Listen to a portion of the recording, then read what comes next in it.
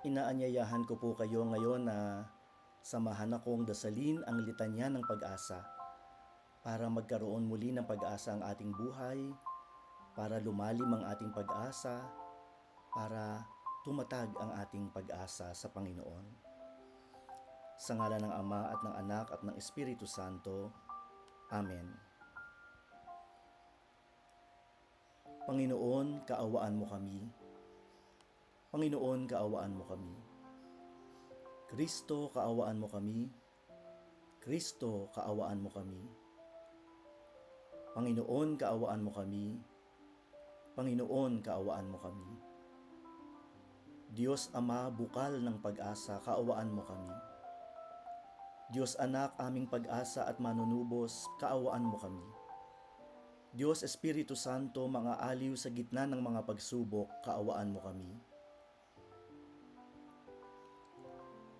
Sa panahon ng pag-aalinlangan at pagkasiphayo, Panginoon, punuin mo kami ng pag-asa.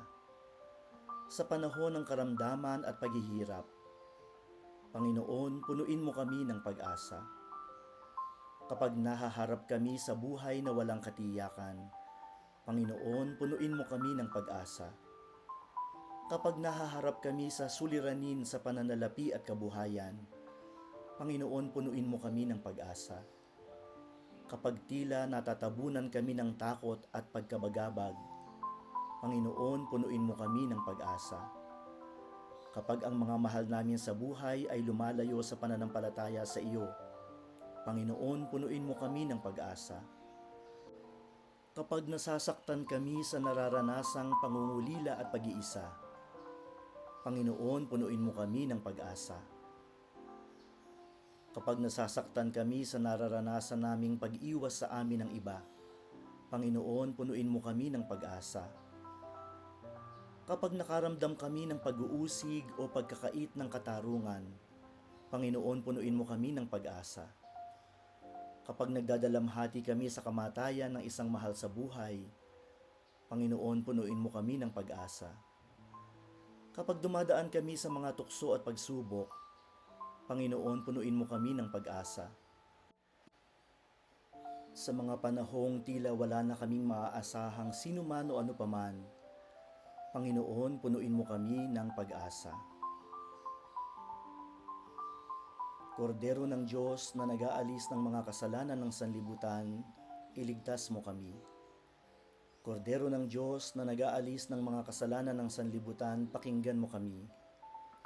Kordero ng Diyos na nag-aalis ng mga kasalanan ng sanlibutan, kaawaan mo kami, Panginoon. Manalangin tayo.